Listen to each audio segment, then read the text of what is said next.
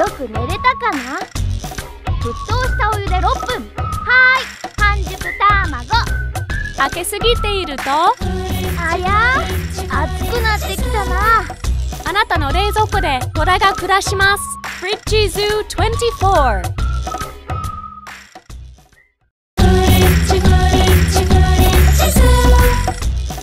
おや、どうしました？なんか用？水はちゃんと飲んでるかい？開けすぎていると、食べ物が傷んじゃうかもよ。あなたの冷蔵庫でブルが暮らします。Fridgeezoo24。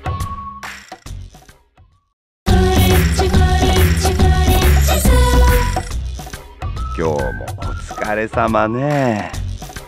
何を探してるのかしら？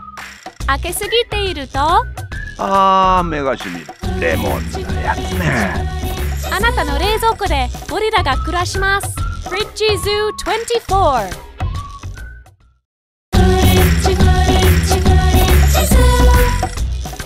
今日もお疲れ様。今夜は肉料理がいいな。開けすぎていると、おーい、まだ？あなたの冷蔵庫でライオンが暮らします。Fridgeezoo24。